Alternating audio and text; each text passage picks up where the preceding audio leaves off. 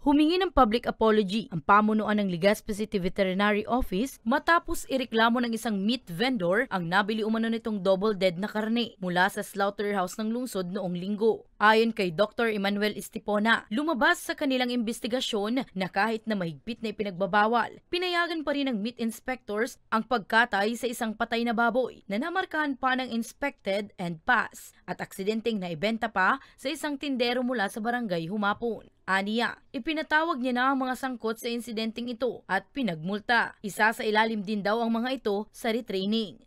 We just want to clarify na kasi karamihan ang akala po ng mga meat vendors, once na pinasok sa slaughterhouse na apparently healthy or nakapasa po sa dalawang inspection, because we are conducting 4 inspection.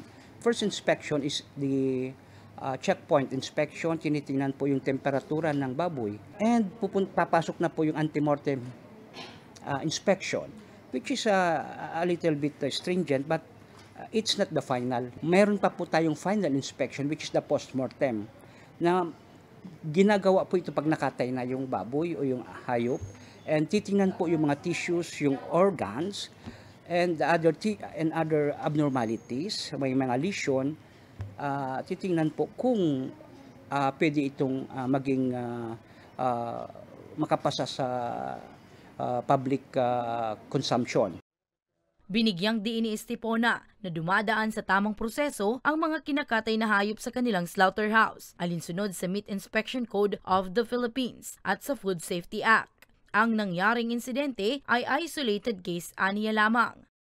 Naging out of proportion yung pangyayari, kung ano-ano na ang comment, but gusto ko rin also linawin na the meat vendors and the city vet office, medyo malayo ang loob sa amin. Kasi we are regulating, we are checking itong kanilang binebenta. So we perform itong operation, yung bantay karne, to check everything. That's why kala nila kalaban po kami. But no, we are just protecting the 3 entity na importante po sa komunidad ng Legazpi.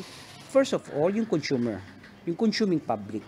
Dapat maprotektahan po natin sila sa mga iba-ibang sakit na pwedeng maidulot ng walang inspection. Then pangalawa, ay yung sila rin, yung meat vendors din. Gusto rin namin maprotektahan yung kanilang kapital.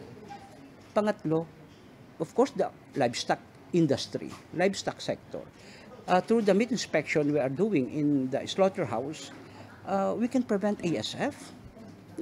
Grabe ang devastation sa livestock industry, lalo na sa hogs. And other diseases na check po namin during the inspection. So, hopefully, they would understand us. And kami po'y hindi kaaway. Kami po ay kaibigan and nagpo-protect din sa kanilang interes. Nangako rin ng naturang opisina na mas pagbubutihin pa nila ang kanilang serbisyo para sa kaligtasan ng bawat mamimili.